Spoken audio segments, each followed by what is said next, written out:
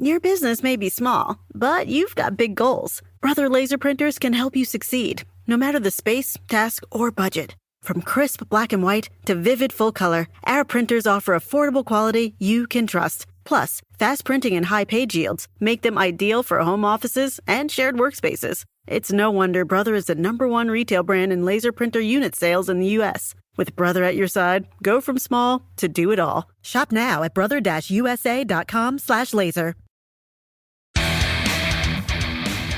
Welcome to the Believe Podcast Network SoCal Sweat. My name is Ann McDaniels, a former NFL cheerleader and product manager turned actress and model who dreams of being a UFC fighter. Meow. Learning strategies to help motivate others leads me to bring you interviews each week from a range of athletes, experts in fitness and nutrition, and so much more. Thanks for listening to Believe, the #1 podcast for working professionals, and let's push our endorphins to higher performance through SoCal Sweat. This is your host, Ann McDaniels, and thank you for joining me on another episode of Believe SoCal Sweat. Now, today's topic is going to be bringing proper nutrition education to lower-income families in communities. So much of the time, nutrition is only glossed on in the media and in schools. But it's so important to teach families how to budget, how to properly prepare meals, especially, again, on a budget. And there are so many tips and tricks to help lower income families and the communities to access healthy food. Because as we know, food is medicine. And what we intake helps our body, helps fight disease, helps us in better mental health, energy. And with kids in Zoom school, it's daunting, it's exhausting, and they need proper energy from good food. And I'm so excited to bring on my guest today. Her name is Gwendolyn Limon, and she owns SimpliSocialMedia as well as Simplidished. She has a wonderful background of growing up in a pizza restaurant, and she's passionate about helping others lead a healthy lifestyle. She comes from a Fortune 500 healthcare and wellness sector for over 10 years in business development, sales, and marketing. After working so many years in that health space, with 5 years of working at a radiation cancer center as a regional marketing director, she was bombarded with cancer numbers and data. And from those statistics, she was alarmed that the cancer patients were younger and younger. This led her to take an honest look at her own health and her family's health and history. And she did in fact see that cancer and other diseases were in her family, and she knew that she could decrease her likelihood. She's a daughter, a sister, a mother of 2 children, and a military wife. And growing up, she was fortunate to have 2 parents who had and still have a love for cooking and nutrition, so much so that they owned their own restaurant. So she looked at alternative health practices and methods to heal the body holistically through her parents, who were very forward-thinking. And she's made it her life's mission to be proactive versus reactive in her own personal health and those of others. She has a passion, just like myself, to bring low-income communities and low-income households proper nutrition education. There are so many worries about income and what the food costs and the preparation. Sometimes people have a single-parent family with several children, and it's very difficult. Maybe that person, works 2 jobs, and it's so difficult to proper meal prepare and properly shop with, what do you do, what do you buy, how do you make sustainability and the food go a long way. Well, Gwendolyn is amazing in all of that, and she can teach so many tips and tricks. The stuff that she taught me today I will incorporate for the rest of my life, absolutely. Things I hadn't even thought about. So she owns SimpliSocialMedia as well as Simplidished, and I encourage you to go to her Simplidished site on Instagram and on her website, which is just beautiful because she happens to be a food photographer. So it is my ultimate pleasure to welcome Gwendolyn Limon of Simply Social Health and Simplidished. Well, good morning, Miss Gwendolyn Limon of Simplidished and Simply Social Health Media. How was your weekend with your beautiful family and kids? Oh my goodness, thank you so much. It was a great weekend.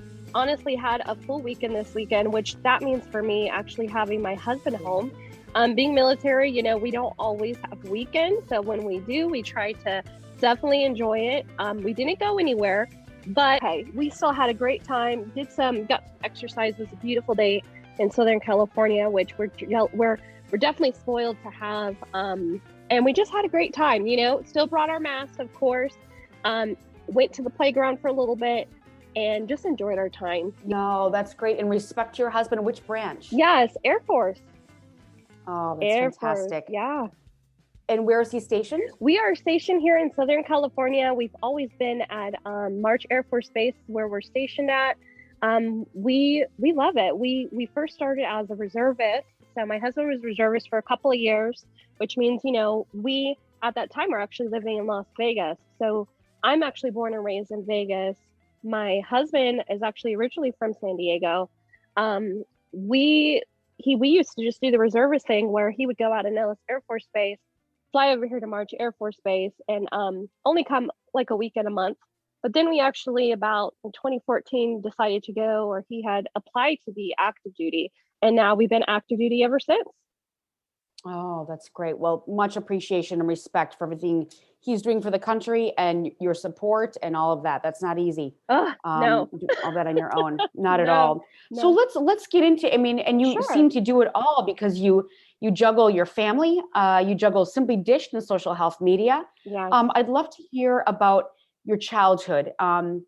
And you grew up in a pizza restaurant. Yes. And that's so interesting to me. And did your parents put you to work? And did you learn, was it just pizza or it seems as if, from what I read, your parents were very forward thinking. They were already sort of into Eastern medicine. Yes. How were they so ahead of the game? And granted, you grew up on the West Coast, Las Vegas, but did they come from another country or were they exposed? I'm just so interested in hearing that. Yeah, my parents did have a restaurant growing up. My mom had a huge passion for Italian food, and that led her to honestly deciding to open up her own restaurant. Before that, though, she did work in the corporate sector and really decided to just go away from that. And she decided to open up her business. My dad was an engineer at Caesar's Palace in Las Vegas, very well-known hotel there, a lot of history there. Mm-hmm. He was an engineer there for over 20 plus years. But at the same time, he also had his own business, and he still to this day has his own business in Vegas, which is an air conditioning and heating business. So I really feel like that entrepreneur spirit is definitely kind of bred into my genes, as they say, for kind of going out and doing my own thing. But to answer your question as it relates to like the food and all of that, my mom, like I said, had a love for Italian food, but I also have to really give credit where credit is due. One of her employees who came like a family friend to this day, she went to my wedding. Like, I was about 5 years old at this time, but she became a family friend, and she was actually Filipino. So I learned a lot about Filipino food. At the same time of obviously my parents cooking or making like homemade pizzas and Philly cheesesteaks and all kinds of different pasta dishes, etc. Seeing how dough is made, for the pizza. It was always something fascinating to me. And my mom also had a love for baking. So, I really credit where I'm at as far as for Simplidished and my passion for food from my mom. I just always had a thing with being in the kitchen with her, watching her, seeing what her skills were as relates to the kitchen. And, yes, I did work and even at 5, quote unquote, working for me was like making sure that the tables looked nice, making sure that, pizza boxes were folded up correctly, helping my mom out in that kind of way. As well as making sure, like, literally, I would be the little girl greeting you at the front as you came into our pizza shop to say, hey, welcome to our pizza shop. Or, my mom will be right with you. I would live there. I literally lived there. I used to have a bean bag in the back, and I would take naps there and hang out there, literally buy some pasta sauce and do the process of getting the food and stuff in our local area of Vegas. And all of that was really part of my day to day. But I think one thing that I look at it, honestly, reflecting back, is that taught me a lot about work ethic and also about taking care of other people and customer service, which is truly what both of my parents were all about.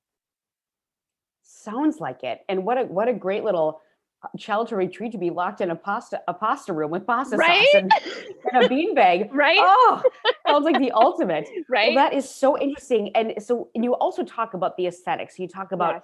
communications, work ethic, the aesthetic, the way the food is prepared. And so this kind of created your journey and your experience in the Fortune 500 in regional management Yes. for different products. And Yes. I mean, you worked on Barilla, you worked on major accounts. Yes. How interesting. And I'm sure you were able to gather every single bit of that childhood into what you do today. And just from that experience, and then you're competing with people that, had just gone to college. I mean, obviously you did too, Right. but didn't have your background. Yes. It's like maybe they're a numbers person, but you have the whole rounded gamut. I'm sure that really helped you in your success. Yes. And it's a little separate. So, and my background as far as with the Fortune 500 space was actually as relates to healthcare. So I started my healthcare journey back in 2009. I worked at a great organization in Vegas, which is called Cyber Diagnostics Medical Imaging. They were in the area, still are in the area as far as for diagnostic imaging. So they would have, I would actually report it and did two different types of centers. So I had two centers that I managed at that time in Vegas, where I would go out in the community. So I would share with different physicians. I would actually visit them almost like a pharmaceutical rep, in the sense that I would make sure that they were aware of what our services were at Cyber Diagnostics, what we were able to offer them, and what also separated us from other people in the community. So I definitely feel that a lot of my background as it relates to kind of blending both Simplidished and Simply Social Health Media are all around the same thing as far as providing quality to everybody. I met different physicians within this particular job as I was in Las Vegas, but as I also kind of transitioned into my previous role, which was a couple years ago, working with McKesson Specialty Health, that also was a great opportunity for me, because I then worked with cancer patients. I always like to tell people that I meet, the great pleasure of me working in radiology was to find what was going on within the body. But then I also had the experience to work within the radiation oncology sector to actually treat the body. I know one of your questions to go back was like, how did my parents obviously how was their thinking as it relates to this? My parents actually were raised in Ohio. They went far west, as I like to say, because they wanted to get out of the snow, and they will tell you that to this day, that they wanted to go as far west. But honestly, I get it. That's yeah. where I come Oh from. gosh, so you get it totally. Mm-hmm. It really came from, actually, at the same time my mom had the restaurant, my mom fell ill, managing obviously our business, she had 3 kids. I was the youngest. I don't know how she did it, but she amazing mom in spirit, but her health really got to her, in the sense that at that time she was diagnosed with lupus. And so she dealt with that diagnosis at the same time of owning her business. And so she fell ill, and at that time she needed to stop her business. So she did, because of health reasons, which was for the right reasons, in my opinion. However, a lot of what was being practiced on her side, as far as what was being told to her, was to take all these pain medications. And that wasn't really what my mom wanted to do, quite frankly. She was trying to look at different ways in which she can heal her body naturally, which, again, I just tie that back to really my story, is that a lot of this was introduced by my parents. And I do believe they're forward thinking as far as for what their approaches are in many aspects. But my mom actually sought holistic health at that time to help her. Now we know that as fibromyalgia became a diagnosis, that my mom has had and has suffered having fibromyalgia. Like I said, at that time, fibromyalgia wasn't even a diagnosis. They didn't even have a name for it. So, looking at it now, I really, really tie a lot of my thinking, a lot of what I'm open to and what I share, to my personal family's experience and seeing my mom go through that. In addition to just other family members throughout both sides, my mom's side and my dad's side, where they struggled health-wise with diabetes, with cancer, excuse me, and so many other different diagnoses. And so as I look at it from the healthcare standpoint, where I did marketing, I did all of that, I'm really trying to figure out a way in which I can help other people be conscious about what they're doing each and every day, because it truly does have an impact on your current health, but also your future health. Absolutely. And one of my friends is a nurse in an oncology department in Texas, one of the biggest cancer research centers in the nation. Awesome. And I asked her, and I'm like, what do you see as a pattern of the oncology patients? What do you see in their backgrounds? And she said, honestly, sometimes diet really has nothing to do with it, although it goes both ways. But she said, either you have it in your family or you don't, because sometimes someone could just be a smoker, eat junk food all their life, but if they don't have the gene in their family, they're not going to get it. But that is also, I do think, few and far between, because with our foods today, with all the carcinogens and the chemicals, this is what your mission is absolutely beautiful. And thank you. We have such an issue in this country with the lower socioeconomic status not being the food deserts and or the fast food restaurants, all the billboards, and the high satiety of the food. Now, what child is going to want to go from eating pizza and Jack in the Box and In-N-Out and all of these other things to health food, because that satiety is already there. In fact, one of my friends had they don't allow their son any candy or any junk food, but somebody gave him a little bit of a Dorito, and they said that this child's little eyes lit up like a drug, like he had taken cocaine. The pupils dilated, and that kid just wanted that little bit of Dorito again and again and again. Whether in versus when he was eating popcorn or grapes or apples, didn't have that. But then the person was really mad, like, why did you give my kid that Dorito? I did not want him to be exposed to that yet.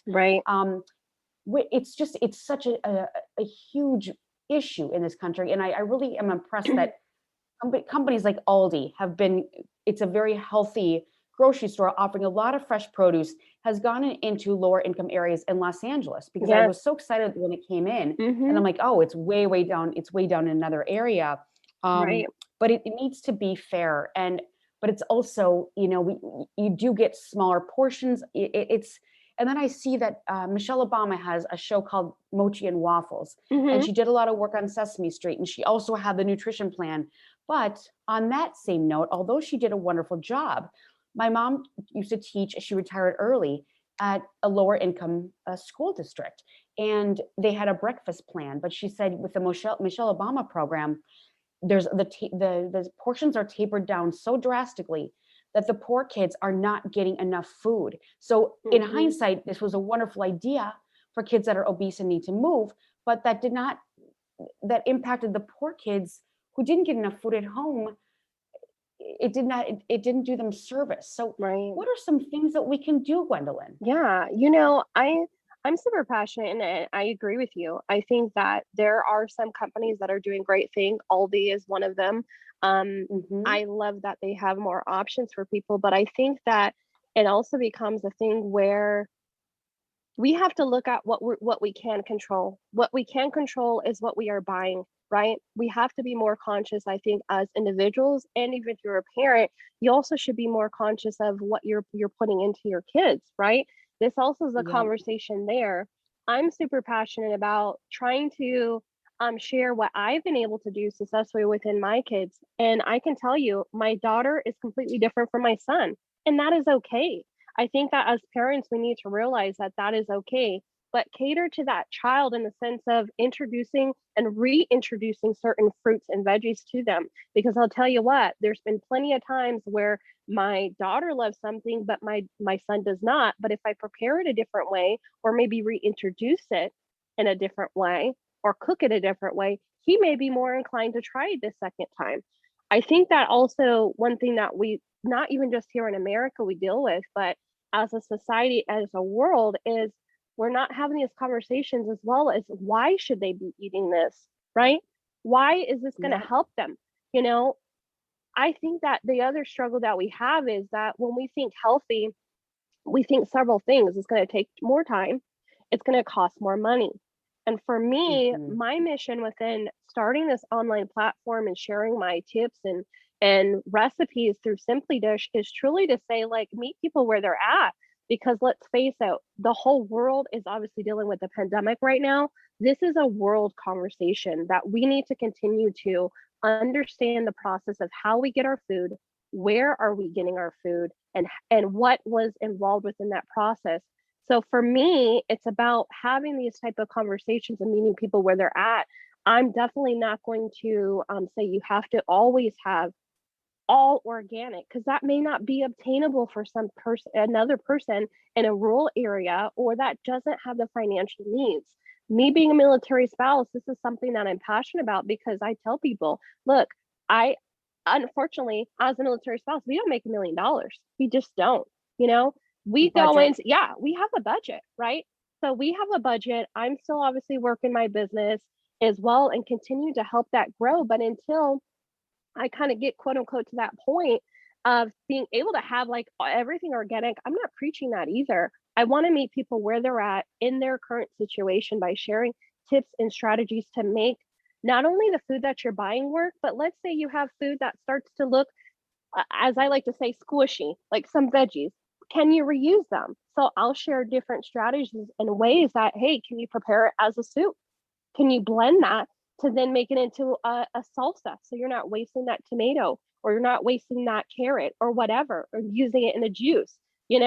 Those nutritional values are still in that product, whether that's celery, carrots, beets, whatever. Even in quote unquote, it may look, like I said, like, oh man, I don't know if you really want to, it doesn't look as appealing, but there are different ways you can redo it. And I'm also passionate about sharing with people that same fruit and veggie that you purchased. Let's say you did buy it organic.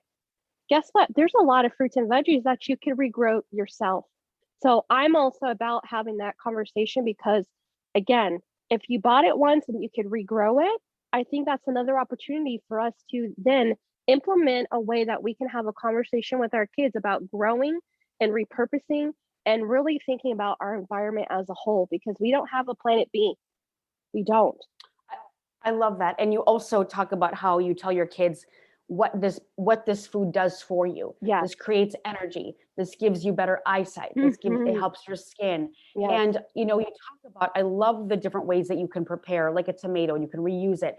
I saw yesterday that I was trying to do some research, and you can use a can of pumpkin where you can make desserts on a lower calorie level, and you can reuse that pumpkin in Tupperware. I would assume that would go bad, but you can use it. And also herbs and all of these things can be frozen and used again. But this is the whole thing. I guess I see, I grew up with a single mother, and she's a health minor. So she, that was her minor in college. So we grew up extremely healthy and very regimented. Plus our religion was very strict. Right. But I just remember all the preparation that she did, and it took time. Right. And this is the problem that I see as well. What if there's a single parent with 6 kids? Because let's just face it, if you look at Los Angeles, this is very common. Yes. In some of these areas. And this woman may be working 2 jobs, juggling these kids, and these kids are out on their own. Right. How in the world, when does she have time to prepare? And if you were to go in there, although, and the thing is, I love that you speak with such great empathy. You see that that everybody doesn't have access to water or organic foods or all these things, because I was in a volunteer group of women, and a lot of them were from Beverly Hills, and we were helping some of the lower impoverished areas with the same thing. And I heard one woman say, well, you just, you don't have to buy granola in a box. Go to Whole Foods and make your own. It's a lot healthier. Okay, first of all, there is no Whole Foods for that woman. No. We have it. Right. We have it all around us.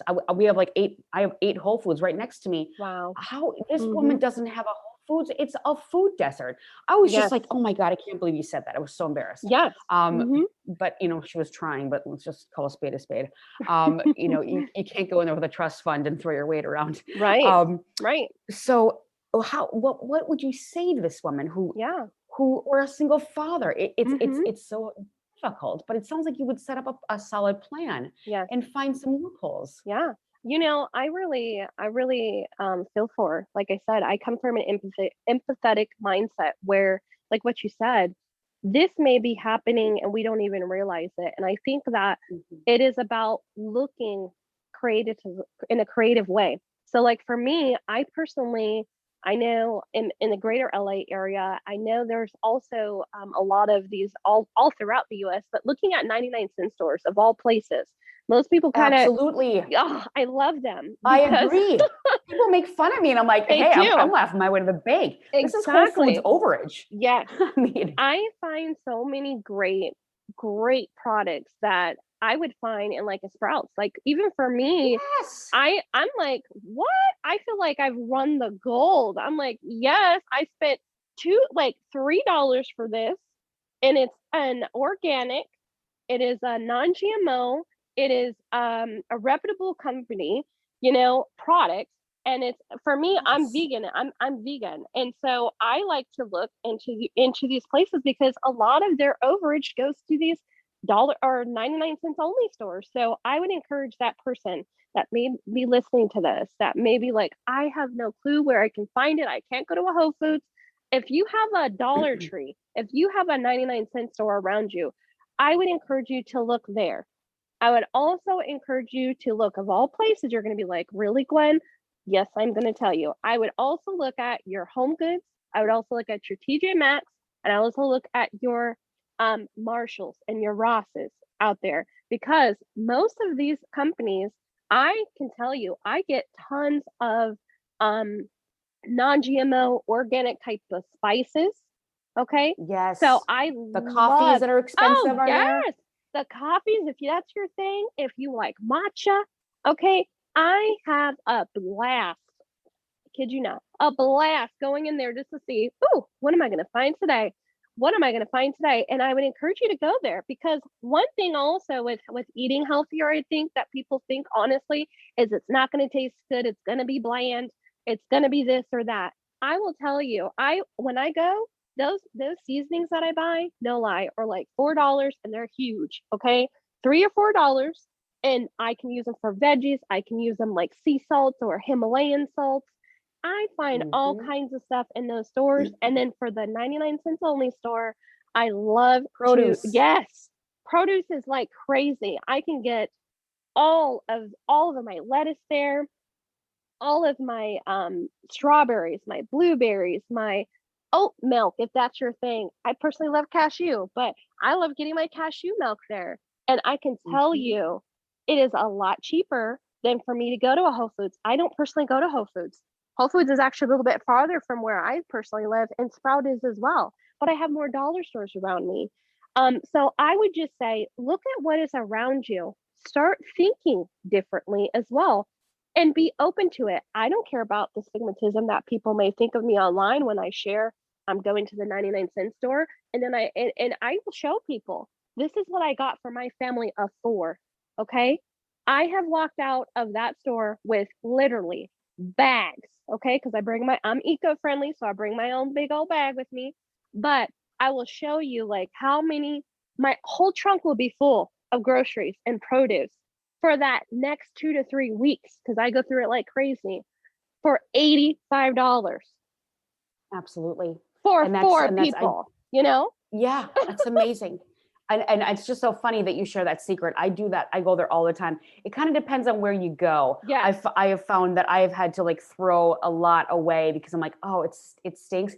Yeah. Even though the expiration date is like for another like 4 days from then, you know, that's the problem. But, but, for the most part, I would say 95% of it, it's a mecca of, but the thing is, it takes time. And and you and I, it sounds like I love food prep. I love making my own stuff. Right. But not a lot of people do. And this is the problem too. Right. Like I look at my building. I mean, I see Postmates, every single delivery it's 24/7 in our building. And it's just funny because I had a package stolen out of the lobby from, from Amazon Prime, and we watched the video, and there was there were like 75 Postmates or Grubhub or DoorDash or Uber Eats within a half an hour. 75. So it's just like that's what people and there's a lot of execs in my building and they work from home, but it's just it's easier, it's more convenient. But if people are complaining about the price, oh my God. Yeah. To me, it's a luxury to get, and I love restaurant food, but we all know that, like you and I definitely know that even the caloric content on the menus, it is 30% less than what they're actually saying, because they definitely add more olive oil. They definitely add more butter than what they're saying. So it's more expensive. They're getting more calories. If they're sitting there complaining about, well, why didn't I, look at what you're eating. I mean, it's delicious. It's convenient, but these are things that you could do. Go to the 99-cent store and prepare it. So it's just, you have to want to. Exactly. Yeah. I think that you should want to, but I also think it's like, how are you viewing the food? Are you viewing it as short-term or long-term? For me, I'm thinking about it in a long-term sense that, hey, you know what, for my children, this is important to me. So even if it takes me a little bit more time in the dollar store, because it does, I will go in there and I'm like looking and inspecting. Okay. I'm that girl that's in there looking and expecting. But you know what? I try to make less trips. For me, I'm stocking up. Like I'm going in there. I'm a woman on a mission. I'm in there using those muscles with that $85 in that trunk. And so I'm thinking to myself strategically, okay, I want to grab this, grab this. But it's also a time where I also would say, again, going back to what I said earlier, this is also where I find out where our food's coming from. A lot of the 99-cent stores, I could say, in our area, a lot of it's coming. If you read the labels, it'll show you where it's coming from, and it's not traveling far. I also pay attention to that. Hey, it's coming from San Diego. That's not too far from me. Oh, it's coming from Anaheim. Okay. I know where that food is coming from, which also tells me and should tell you about the quality of that food.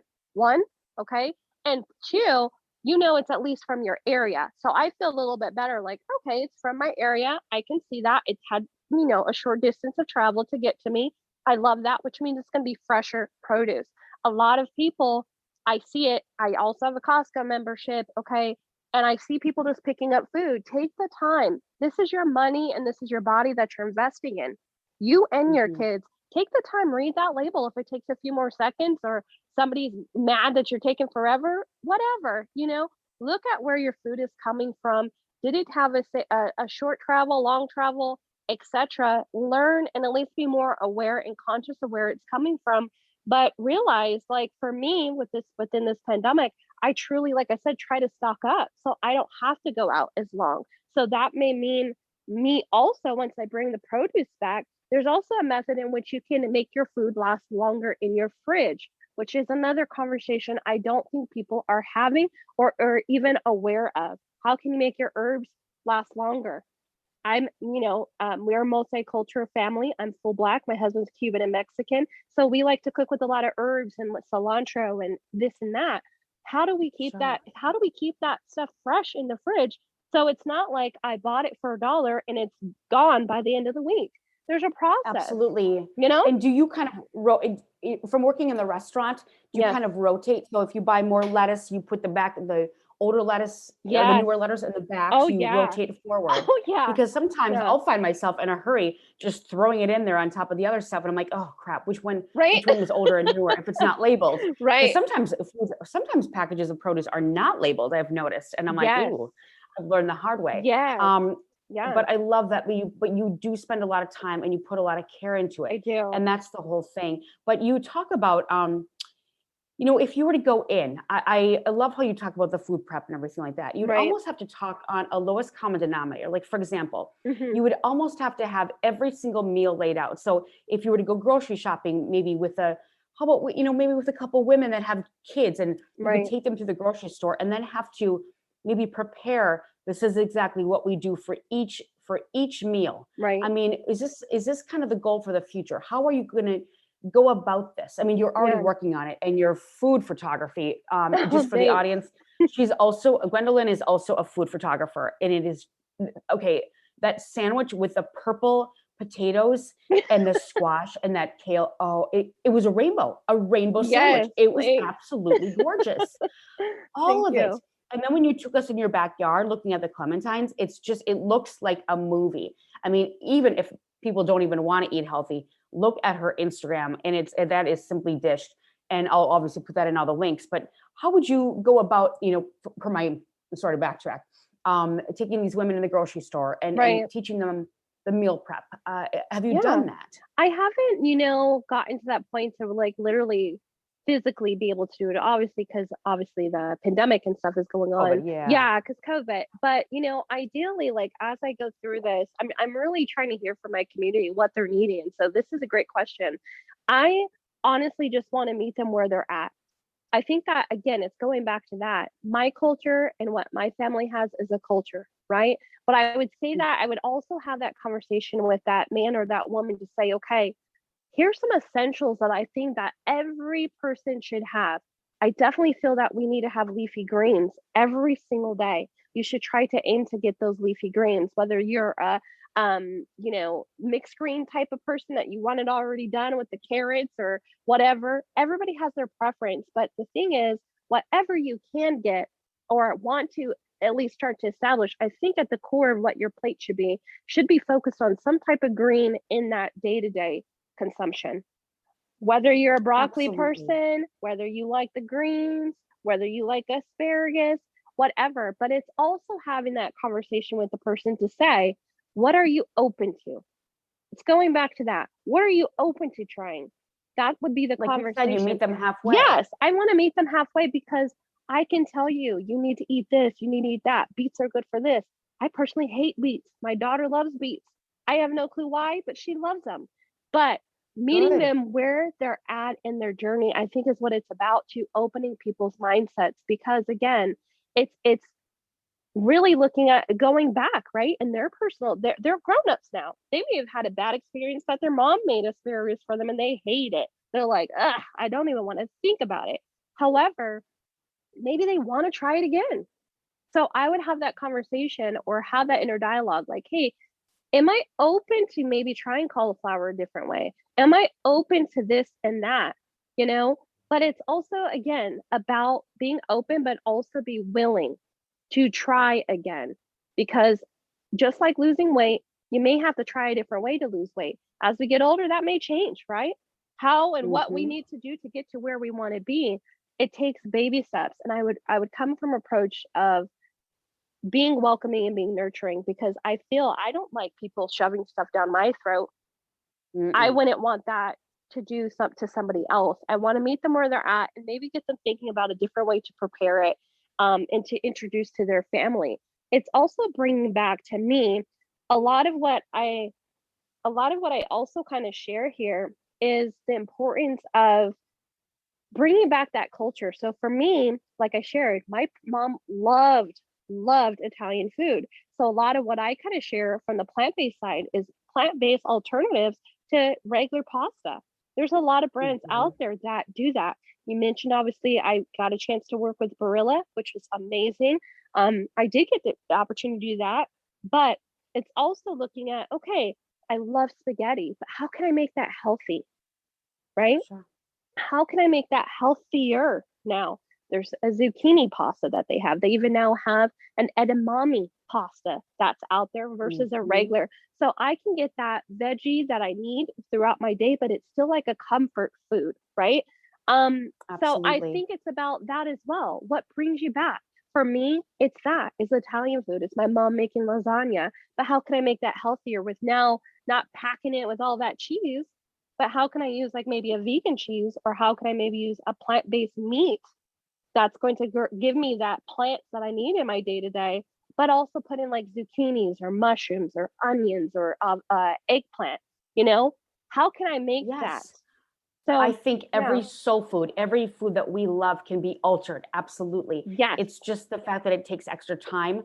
And like you said, it has to be a choice, because if the person's not willing to, then forget about it. Yes. And even those veggie pastas, they're delicious, but they also are more expensive. However, if you were to go into a lower income household, and perhaps bring a spiraler or teach the person how to cut up the zucchini, again, that takes time, right? And learn how to boil that and create zoodles, with zucchini and things like that. But these are all wonderful ideas. I guess my big final point that I really want to get to is the fast food conglomerates. And some people say, oh, it's their responsibility. It really isn't. They're in a market to make money for their shareholders. Right. We cannot blame these people. At the end of the day, we make the choice, we put it in our mouths. Exactly. The problem is it looks delicious when someone's coming home on a long commute in LA, especially for 3 hours or something like that. Right. And they smell that In-N-Out burger. I mean, is there a better smell? I know you're vegan. Yeah. I am as well, but Right. it still smells good. Yeah. And they just don't care. They'd rather just shovel it down. And that's the problem. When you're that hungry, Yes. you do shovel it down. Yes. And then you shovel down mass quantities. And it's just interesting because I was at a Starbucks the other day. I'd gone through the drive-through and then I had to park because I had to like rearrange everything. And there was a girl that was eating, she had like 6 bags that she was a binger. And I noticed she had like 6, and I was very careful not to stare. Right. And I just happened to look over and she immediately put this like window shade up. I'm like, oh, I happened to look over just out of a nod of like courtesy, like I was parking next to you and I know it's kind of close because, we're a packed parking lot. Right. But she was like binging during the day. So you almost wonder, what was her journey? Maybe you said she, per your earlier point, she'd tried a diet and it didn't work. So then she was kind of self-sabotaging. Yeah. And then goes to Starbucks and all these other places. And Starbucks is great, but some of these things at Starbucks at 420 calories for even a grande, not even a venti. So but it is at the end of the day. And what could food marketing companies do better? Both you and I worked for one. I worked for General Mills for a long time. You worked with Barilla and several others. What could they do? But then again, they're in it to make money. And if we take away that, then a lot of that corporate money is not going to charity. So the problem is it's a vicious cycle, but no one needs to blame the food companies. I have a hard time with that. I agree. And just a correction for that. So I did not work for Barilla. I was actually consulted? No, I didn't do consulting. I was actually working as a brand partner. So they actually just found me through social media. So I did kind of like a brand collaboration with them. So correction on that. I only worked with them like in a partnership.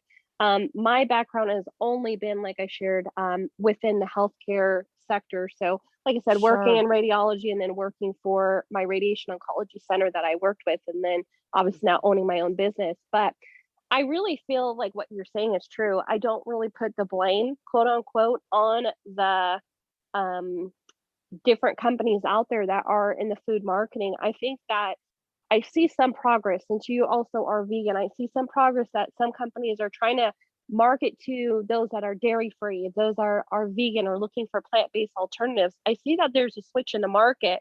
But again, I think some of that comes personally off of what they see others are demanding, and they're trying to, again, at the end of the day, this is about market share, right? So in order to be competitive in the market, they need to be able to talk to that particular audience. And you can only do that if you're bringing what the audience wants. As a consumer, I think it is it's in our best faith to communicate to these people and say, we want to know. Like, if you look at the whole movement around knowing what labels were in the first place, a lot of that wasn't happening before. People started demanding, like, hey, what is in here? What's the sodium? What's the carbs? What's this and that? And that came out of a lot, in my opinion, because people were asking, they wanted to know. Now, what people do on the other side with that information, I don't really know. But that's also, I have to say, it's a kind of, it's a double-edged sword in that type of way, because some people really want to know. Like, I would really want to know what's in my stuff, but other people, they don't care. That just tastes good at the moment, right? So for me, again, it just goes back to that. You need to be proactive in what you're doing, and that's what I encourage, is to be proactive in your health versus reactive in your health. Because at the end of the day, no matter what you may be thinking, based on the environment that you're in, based on what your genetics, yes, that plays a factor. However, what you do have control of is what you decide to put on your body and what you decide to put in your body. And those two things are important. Yeah. And just like you said, you come from a history of diabetes and heart disease and things like that in your family, but you did something about it. And let's face it, I know I shouldn't be saying this, but a lot of people in the fitness industry, nutrition industry know a lot of this COVID is hitting the obese. Right. And no one's paying any attention to educating, and doctors gloss over it in college. They barely scratch the surface. A doctor has to want to know about it to do further research, because, and why is that being hidden?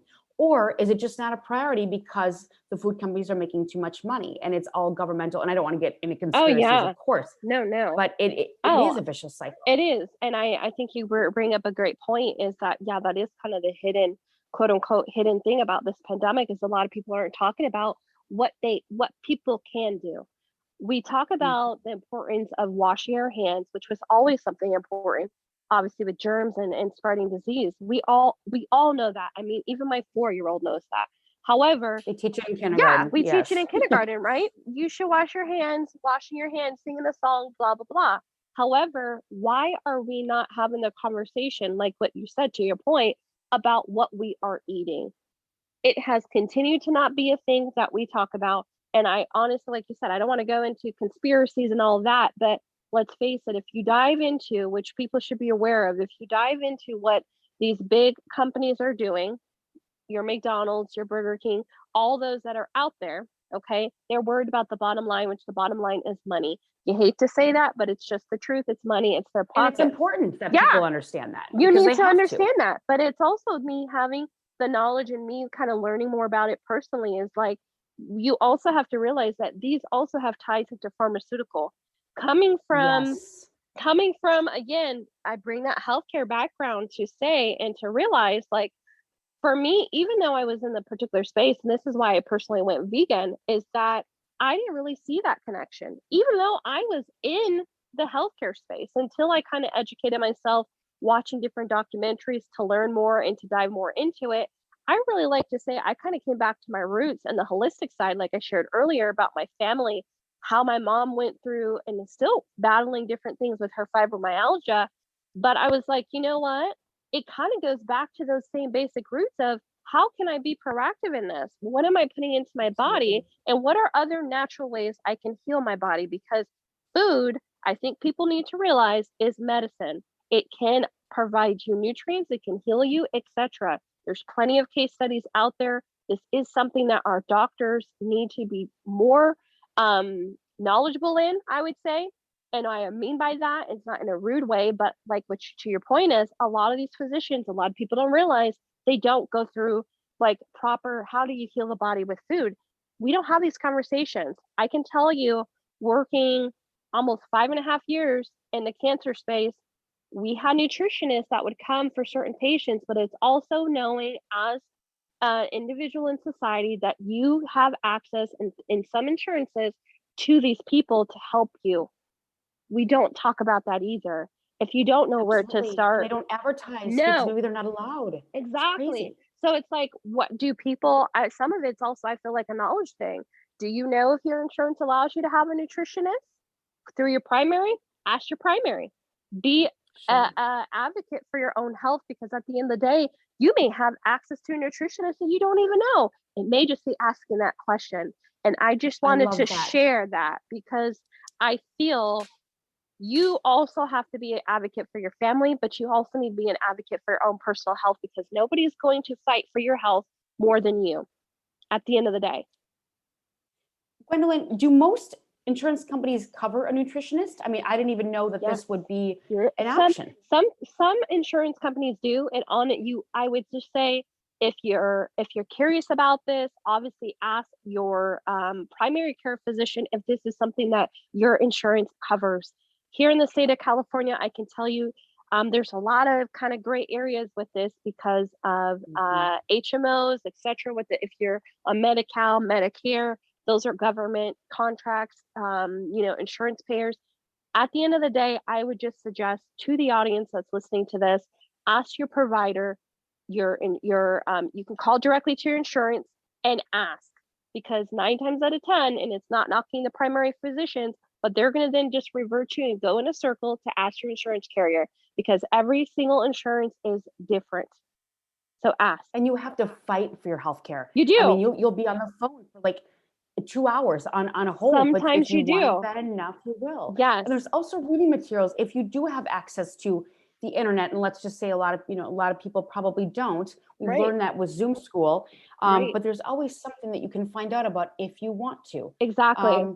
And a lot of providers, though.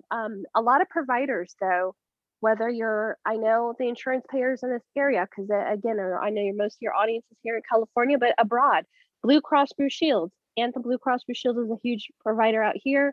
IHP, Medi-Cal, Medicare, all of these healthcare payers have information on their websites. So yes, if you have a smartphone, or if you have access to this, or if you just have access to a phone to call, you can ask the service providers, the specialists, whatever name you want to call it, because each company kind of has it differently named. Ask that customer service agent, hey, on my plan, do I have access to a nutritionist? Ask these questions. And if they say yes, your next step will then be to set up an appointment with your primary care physician and ask them for a referral. Because 9 times out of 10, they're going to ask you that you need a referral from your primary. I just know the loops that they do. So do what you need to, which is then say, okay, I know now that I have access. It is something that's paid for, but also always tell people, look at what that fine print is as well. Find out if I do have access to the nutritionist, is there a certain copay that I need? What's that copay? Does my deductible need to be met? Ask that as well, because you don't want to be blindsided in the back end when you get a ridiculous bill sent over to you in the mail. Be smart, ask those questions. Is there a copay for those visits? Is it offered virtually? Because obviously we're in the pandemic. Or, hey, is there a deductible that I have to meet in order to basically get this provider or this nutritionist to help me? But those are wonderful tips. Thank you so much. Yes, for sure. Okay, that sounds great. And finally, I'm very interested that you went from medical to food, because I had spoken at the anti-obesity conference. It was downtown Los Angeles a couple years ago. It still goes on all over the world, but it was sponsored by Novo Nordisk, which you and I know is one of the biggest diabetic insulin drugs in the world, probably. Right. And the problem is, it's almost a juxtaposition, because if they're making money and yet they're talking about the anti-obesity conference, all of this was basically, I didn't see any nutrition speakers at all. Right. I was there to kind of moderate the interviews, but it was all about, making more money. Well, the obese is going to increase by such and such by this time, so we have to create more of this insulin, and it wasn't being proactive with its help. But then again, it has to make money, so I get it. It was so interesting to me. Yeah. And it's sad, because you give that example obviously for diabetes, but it's also something, unfortunately, I saw working in the cancer space, is that why didn't we also talk about that? Being out of the scene now, it's something like I didn't understand that disconnect. And I worked with a lot of leading organizations, and I'm proud that I had that opportunity to not only do it locally, but also work with like American Cancer Society, American Lung Association, Susan G. Komen, all of these well-known, cancer organizations. However, I think where the improvement needs to happen is like what you're saying as relates to nutrition, because it's one thing also taking it back at looking at where cancer patients may be within their treatment, right? But what about after that? None of these, as far as what I've seen personally, none of these health organizations are talking about, okay, if you do get diagnosed with diabetes, now what? What can you do? It's just, here's this pill, take these shots, take this pill, take these shots. We should be more inclusive to say, okay, well, what else can you do? Because guess what? Everybody has to eat every day, right? So why don't we think about that? And we know those bodies love sugar. If you are diabetic, and cancer patients, and cancer thrives on sugar. It does. So that alone, we should have nutritionists going in there, or RDs. RDs are obviously the most important, they're the highest educated. Right. But I love that. So even when someone's diagnosed, an RD could go into their room and sit down with them and consult with them. I think that would be an ideal situation. I agree with that. I do. I just think, we have a ways to go, but again, it's going back to what I said before, is whether you have the access, because again, it goes back to access to me. I realize in a perfect world that it would be great for everybody to get a nutritionist, but maybe let's say your insurance carrier doesn't allow you. It's maybe, it's a bougie privilege. Yeah, Yep. it's a privilege. So you have to look at it in reverse, in my opinion. Is saying, okay, well, that's not offered.